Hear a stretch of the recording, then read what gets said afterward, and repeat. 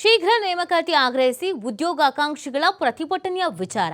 Hubballi Dharwad police ಆಯುಕ್ತ N Shashikumar ಪ್ರತಿಕ್ರಿಯೆ ಕೊಟ್ಟಿದ್ದಾರೆ. ಪ್ರತಿಭಟನೆಯಲ್ಲಿ ಭಾಗಿಯಾದ 15 ಜನರನ್ನು ವಶಕ್ಕೆ ಪಡೆಯಲಾಗಿದೆ.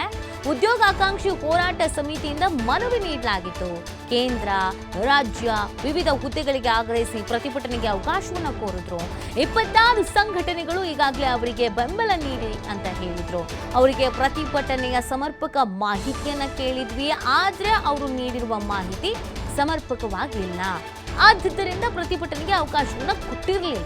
ಹೀಗಾಗಿ ನಾವು ಅವರಿಗೆ ಈ ಬಾರಿಯೂ ಸಹ ಅನುಮತಿಯನ್ನ ನೀಡಿರಲಿಲ್ಲ. ಹುಬ್ಬಳ್ಳಿ ಧಾರವಾಡ ಪೊಲೀಸ್ ಆಯುಕ್ತ ಎನ್ ಶಶಿಕುಮಾರ್ ಅವರು ಈ ರೀತಿಯಾಗಿ ಪ್ರತಿಕ್ರಿಯೆಯನ್ನ ಕೊಟ್ಟಿದ್ದಾರೆ. ಹೋರಾಟದ ವಿಚಾರಕ್ಕೆ ಸಂಬಂಧಪಟ್ಟಂತೆ ಈ ತರ ಪ್ರತಿಕ್ರಿಯಿಸಿದ್ದಾರೆ.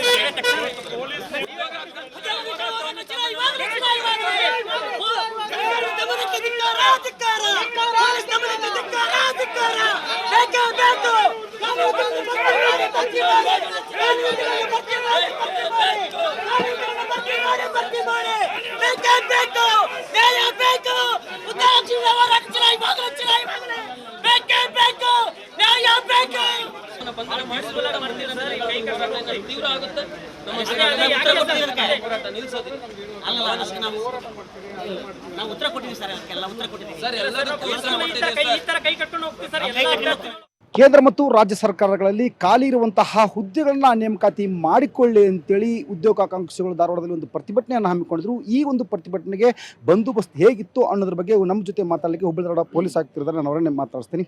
ಸರ್, ಇದು 3ನೇ ಬಾರಿಗೆ ಇಲ್ಲಿ ಅಂತ ಪ್ರತಿಭಟನೆಗೆ ಅವಕಾಶ ನಿರಾಕರಣೆ ಮಾಡಿದ್ರು ಸರ್. ಎಷ್ಟು ಜನ ತಮ್ಮ ಮನವಿ ಕೊಟ್ಟಿದ್ರು ಸಂಘಟನೆಗಳು ಸರ್? ನಮಗೆ ಉದ್ಯೋಗಾಕಾಂಕ್ಷಿಗಳ ಹೋರಾಟ ವೇದಿಕೆ ಅನ್ನುವಂಥದ್ದು ಮನವಿ ಕೊಟ್ಟಿತ್ತು. ಅದ್ರ ಜೊತೆಗೆ ಸುಮಾರು 26 ಸಂಘಟನೆಗಳು ನಮಗೆ ಬೆಂಬಲ ವ್ಯಕ್ತಪಡಿಸಿದ್ದಾರೆ ಅಂತಂದು ಅವರ ಒಂದು ಅಡ್ವರ್ಟೈಸ್ಮೆಂಟ್ಸಲ್ಲಿ ಮತ್ತು ಸಾಮಾಜಿಕ ಜಾಲತಾಣಗಳಲ್ಲಿ ಮಾಧ್ಯಮ ಮಾಡಿರುವಂಥ ರಿಲೀಸ್ ಅದೆಲ್ಲದರಲ್ಲೂ ಕವರ್ ಮಾಡಿರುವಂಥದ್ದು ನಮಗೆ ರೆಪ್ರೆಸೆಂಟೇಷನ್ ಕೊಟ್ಟಿರೋ ಕಾಪಿಲೂ ಅದಿತ್ತು. ನಂತರದಲ್ಲಿ ನಾವು ಕರೆಸಿ ಪರಿಶೀಲನೆ ಮಾಡಿ ಅವ್ರದ್ದು ರೂಪುರೇಷೆ ಏನಿದೆ, ಯಾರು ಭಾಗವಹಿಸ್ತಾರೆ, ಎಲ್ಲಿಂದ ಭಾಗವಹಿಸ್ತಾರೆ, ಈ 26 ಸಂಘಟನೆಗಳ ಆಫೀಸ್ ಬೇರರ್ಸ್ ಯಾರು, ಅವ್ರು ಎಷ್ಟು ಜನ ಕರ್ಕೊಂಬರ್ತಾರೆ, ಹೀಗೆ ಹಲವಾರು ಮಾಹಿತಿಯನ್ನು ನಾವು ಕೇಳಿದ್ವಿ. ಕೇಳಿದಂಥ ಸಂದರ್ಭದಲ್ಲಿ ಅವರು ಪೂರಕವಾದ ಮಾಹಿತಿಯನ್ನು, ನಮಗೆ ಅಗತ್ಯ ಮಾಹಿತಿಯನ್ನು ಒದಗಿಸ್ಲಿಕ್ಕಾಗಿಲ್ಲ ಅವರಿಗೆ. ಒಂದು. ಎರಡನೇದು, ಇಲ್ಲಿನ ಸ್ಥಳೀಯ ಕಾನೂನು ಸುವ್ಯವಸ್ಥೆ ಹಿತದೃಷ್ಟಿಯಿಂದ ಮತ್ತು ಸಾರ್ವಜನಿಕರ ಹಿತದೃಷ್ಟಿಯಿಂದ, ಯಾಕಂದರೆ ಸುಮಾರು 40ಕ್ಕೂ ಹೆಚ್ಚು ಅರ್ಜಿಗಳು ನಮಗೆ ಈ ಒಂದು ಸ್ಥಳೀಯ ಪ್ರದೇಶದಿಂದ ಬಂದಿದ್ದಾವೆ. ಅವು ಶಾಲಾ ಕಾಲೇಜುಗಳಿರ್ಬೋದು, ಹಾಸ್ಪಿಟಲ್ಸ್ ಇರ್ಬೋದು, ಕ್ಲಿನಿಕ್ಗಳು ಸೇರಿದಂತೆ ಸಾಕಷ್ಟು ಇಲ್ಲಿ ಸೀನಿಯರ್ ಸಿಟಿಸನ್ಸು, ಆಮೇಲೆ ಮಕ್ಕಳು ಎಲ್ಲ ಭಾಳ ದೊಡ್ಡ ಸಂಖ್ಯೆಯಲ್ಲಿದ್ದಾರೆ. ಇಲ್ಲಿ ಬಂದೋಬಸ್ತು, ಪ್ರತಿಭಟನಾ ರ್ಯಾಲಿಗಳು ನಡೆದಂಥ ಸಂದರ್ಭದಲ್ಲಿ ಪೊಲೀಸರು ನಿಯೋಜನೆ ಆಗುವಂಥದ್ದು, ವಾಹನಗಳ ಮೂಮೆಂಟ್ ಡಿಸ್ಟ್ರಪ್ಷನ್ ಆಗೋದು, ಇದರಿಂದ ಅನಾನುಕೂಲ ಆಗುತ್ತೆ ಅಂತಂದು ಭಾಳಷ್ಟು ಸಂಘಟನೆಗಳು ಮತ್ತು ಭಾಳಷ್ಟು ಇಂಡಿವಿಜುವಲ್ಸು, ಎಸ್ಟಾಬ್ಲಿಷ್ಮೆಂಟ್ ಓನರ್ಸ್ಗಳು ನಮಗೆ ರೆಪ್ರೆಸೆಂಟೇಷನ್ ಕೊಟ್ಟಿದ್ದರು. ಈ ಮಧ್ಯ ಈಗ ಕಾನೂನು ಸುವ್ಯವಸ್ಥೆ ಸಮಸ್ಯೆ ಎದುರಾದಂಥ ಸಂದರ್ಭದಲ್ಲಿ ಯಾವ ರೀತಿ ವಿದ್ಯಾರ್ಥಿ ಹೋರಾಟಗಳಿರುತ್ತೆ ಅಂತ ತಾವು ನೋಡಿದ್ದೀರಿ. ಈಗ ತಾವುಗಳು ಕೂಡ ವಿದ್ಯಾರ್ಥಿ ದೆಸೆಯಲ್ಲಿದ್ದಂಥವ್ರೆ. ಧಾರವಾಡದಲ್ಲಿ ಇಲ್ಲಿ ಅನ್ರೀಸನಬಲಿ ಹೈ ನಂಬರ್ ಇದೆ. ಈಗ ಬೇರೆ ಎಲ್ಲ ಜಿಲ್ಲಾ ಕೇಂದ್ರಗಳಿಗೆ ಹೊರತುಪಡಿಸಿ ಧಾರವಾಡ ಒಂದೇ ನೋಡೋದಾದರೆ ಇವನ್ ಬೆಂಗಳೂರಲ್ಲೂ ಇಷ್ಟು ದೊಡ್ಡ ಸಂಖ್ಯೆಯ ಆಕಾಂಕ್ಷಿಗಳಿಲ್ಲ. ಸುಮಾರು 1 ಲಕ್ಷದಷ್ಟು ವಿದ್ಯಾರ್ಥಿಗಳು ಇಲ್ಲಿದ್ದಾರೆ ಅನ್ನುವಂಥದ್ದು ನಮ್ಮ ಮಾಹಿತಿ.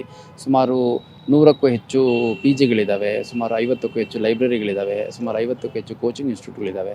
ಪ್ರತಿಯೊಂದು ಮನೆಯಲ್ಲೂ ಇಲ್ಲಿ 2, 3, 4, 5 ಜನ ವಿದ್ಯಾರ್ಥಿಗಳನ್ನು, ಆಕಾಂಕ್ಷಿಗಳನ್ನು ಇಟ್ಕೊಂಡು ಒಂದು ಸ್ಮಾಲ್ ಮೆಸ್ ನಡೆಸುವಂಥದ್ದು, PG ನಡೆಸುವಂಥದ್ದು ಸಾಕಷ್ಟು ದೊಡ್ಡ ಸಂಖ್ಯೆಯಲ್ಲಿದೆ. ಅಷ್ಟು ದೊಡ್ಡ ಸಂಖ್ಯೆಯ ವಿದ್ಯಾರ್ಥಿಗಳು, ಅದು ನೋಟಿಫಿಕೇಷನ್ ಭಾಳ ವರ್ಷಗಳಿಂದ ಆಗಿಲ್ಲ ಅನ್ನುವಂಥದ್ದು ಸತ್ಯ. ಒಳ ಮೀಸಲಾತಿ ವಿಷಯವಾಗಿ ಮತ್ತು ಬೇರೆ ಬೇರೆ ವಿಷಯಗಳ ಹಿನ್ನೆಲೆಯಲ್ಲಿ ಡಿಲೇ ಆಗಿರುವಂಥದ್ದು ಸತ್ಯ.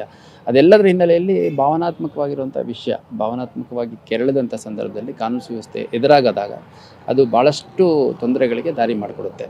ಅದೆಲ್ಲದರ ಹಿನ್ನೆಲೆಯಲ್ಲಿ ನಾನು ಆ್ಯಸ್ ಎ ಪೊಲೀಸ್ ಕಮಿಷನರ್ ಇಲ್ಲಿ ಕಾನೂನು ಸುವ್ಯವಸ್ಥೆ ಕಾಪಾಡುವಂಥದ್ದು ಭಾಳ ದೊಡ್ಡ ಜವಾಬ್ದಾರಿ ನನ್ನ ಮೇಲೂ ಇದೆ, ಜಿಲ್ಲಾಡಳಿತಕ್ಕಿದೆ. ಅದೇ ರೀತಿ ಭಾಳಷ್ಟು ಜನ ವಿದ್ಯಾರ್ಥಿಗಳು, ಆಕಾಂಕ್ಷಿಗಳು, ಸಂಘಟಕರು ಹೇಳಿದರು, ನಾವು ಪ್ರಜಾಪ್ರಭುತ್ವದಲ್ಲಿದ್ದೀವಿ, ನಮಗೆ ಹೋರಾಟ ಮಾಡೋದು ಹಕ್ಕಿದೆ, ಸಂವಿಧಾನದಲ್ಲಿ ಹಕ್ಕಿದೆ. ಖಂಡಿತ ನಾನು ಯಾವುದೂ ಇಲ್ಲ ಅಂತ ಹೇಳಲ್ಲ.